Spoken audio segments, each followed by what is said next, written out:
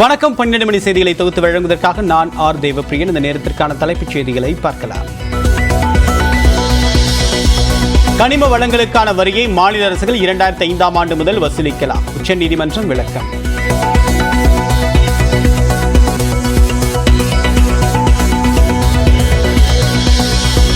செந்தில் பாலாஜி ஜாமீன் வழக்கில் விசாரணை நண்பகலுக்கு ஒத்திவைப்பு. வேறு வழக்கு காரணமாக சொலிசிட்டர் ஜெனரல் ஆஜராகவில்லை என்று அமலாக்கத்துறை விளக்கம்.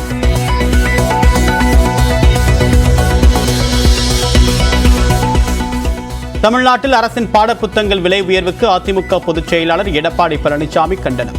40% வரை உயர்த்தப்பட்ட விலையை உடனடியாக திரும்பப் பெறவும் வலியுறுத்தல்.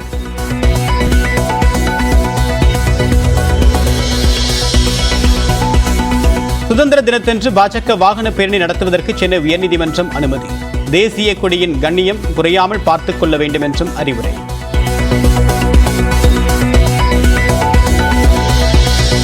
ஸ்ரீவில்லிபுத்தூர் அருகே பட்டாசு ஆலை வெடி விபத்தில் 2 பேர் உயிரிழப்பு.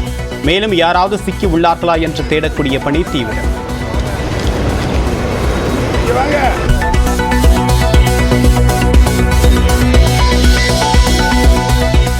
ஆரணி அருகே சாலையில் சென்ற கார் மீது திடீரென்று முறிந்து விழுந்த மரம். 2 பெண்கள் உட்பட காரில் இருந்த 3 பேர் காயங்களுடன் மீட்பு.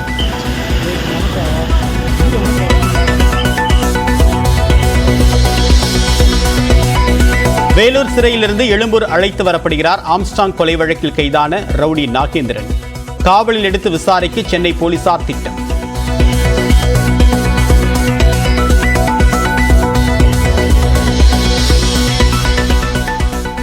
சுதந்திர தினத்தை ஒட்டி நாளை ஆளுநர் தரக்கூடிய தேநீர் விருந்தில் கலந்து கொள்ளும் அதிமுக. முன்னாள் அமைச்சர்கள் ஜெயக்குமார், பெஞ்சமின் கலந்து கொள்ள உள்ளனர்.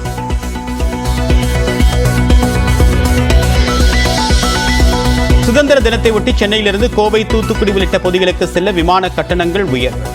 மதுரைக்கு 11,000 ரூபாய் வசூலிக்கப்படுவதால் பயணிகள் அதிர்ச்சி. குளிர்பானத்தில் பல்லி கிடந்ததாக புகார். உடல்நலக் குறைவால் 2 பேர் மருத்துவமனையில் அனுமதி.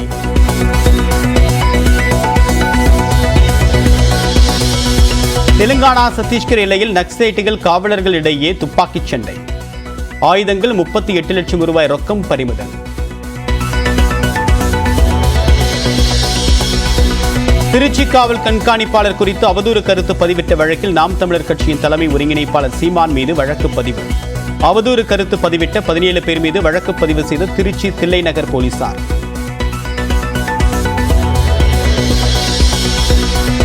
பல்வேறு கட்சிகள் வந்தாலும் தலித் ஒருவரை எந்த காலத்திலும் முதலமைச்சராக்க முடியாது. சென்னையில் நடைபெற்ற போராட்டத்தில் விடுதலை சிறுத்தைகள் கட்சியின் தலைவர் திருமாவளவன் கருத்து.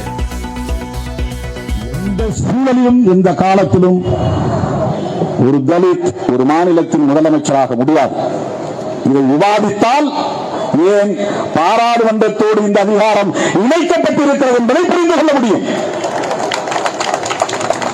இதை போய் மாநில அரசு கிட்ட நமக்கு திமுக அரசு மீது நம்பிக்கை இருக்கிறது சரி. ஆனால் திமுக அரசு என்பது நிலையானதல்ல, மாநில அரசு தான் நிலையானது.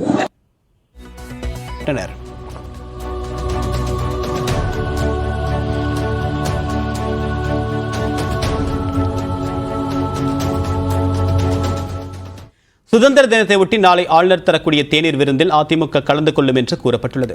சுதந்திர தினத்தை ஒட்டி நாளை ஆளுநர் மாளிகையில் அரசியல் கட்சிகளுக்கு தேநீர் விருந்துக்கு ஏற்பாடு செய்யப்பட்டுள்ளது. இதனை திமுக கூட்டணி கட்சிகளான விடுதலை சிறுத்தைகள், மதிமுக, இடதுசாரிகள், மனிதநேய மக்கள் கட்சி உள்ளிட்டவை புறக்கணிப்பதாக அறிவித்துள்ளன.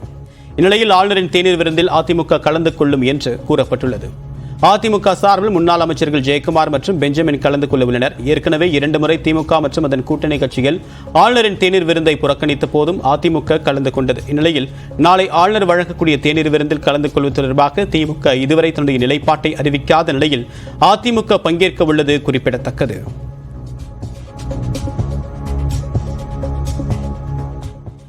மாநில உரிமைகள் குறித்து நன்றாக தெரிந்த அதிமுக ஆளுநருக்கு எதிராக தீர்க்கமான முடிவெடுப்பதில் என்ன தயக்கம் என்று இந்திய கம்யூனிஸ்ட் கட்சியின் மாநில செயலாளர் முத்தரசன் கேள்வி எழுப்பியுள்ளார்.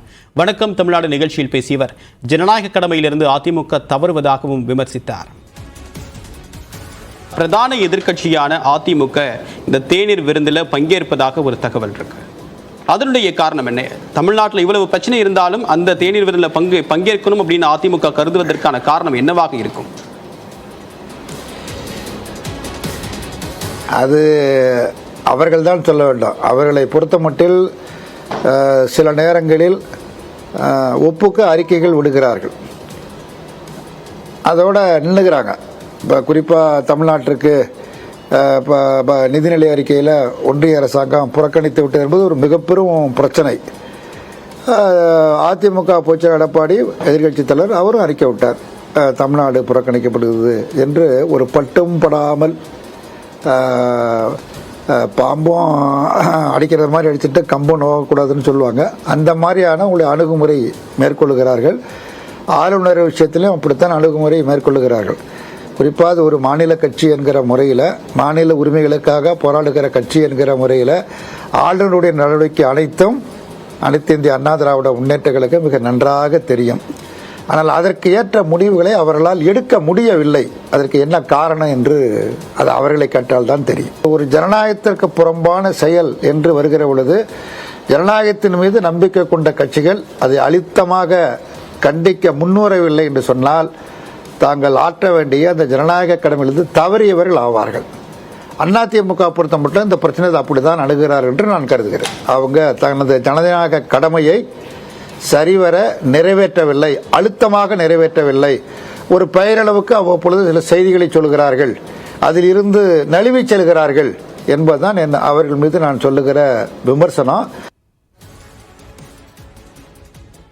விருதுநகரில் பட்டாசு ஆலை ஒன்றில் ஏற்பட்ட வெடிவிபத்தில் 2 தொழிலாளர்கள் உயிரிழந்தனர். ஸ்ரீவில்லிபுத்தூர் அருகே மாயத்தேவன் பட்டியில் உள்ள ஜெயந்தி என்ற பட்டாசு ஆலையில் ரசாயன மூலப்பொருட்களை லாரியிலிருந்து இறக்கக்கூடிய பணி நடைபெற்றது. அப்போது எதிர்பாராத விதமாக மூலப்பொருட்கள் இடையே ஏற்பட்ட உராய்வு காரணமாக வெடி விபத்து ஏற்பட்டது. இதில் புலிக்கட்டி மற்றும் கார்த்திக் என்ற தொழிலாளர்கள் நிகழ்விடத்திலேயே உடல் சிதறி உயிரிழந்தனர். மேலும் 2 தொழிலாளர்களின் நிலை என்ன ஆனது என்றே தெரியவில்லை என்று கூறப்படுகிறது. இந்நிலையில் குடோன் மற்றும் லாரி முற்றிலுமாக உருகுலைந்ததால் மீட்பு பணியில் சிக்கல் நீடிப்பதாக தெரிகிறது. மீட்பு பணி நிறைவடைந்த பிறகு எஞ்சிய 2 தொழிலாளர்களின் நிலை குறித்து தெரியவரும் என்றும் தெரிவிக்கப்பட்டுள்ளது.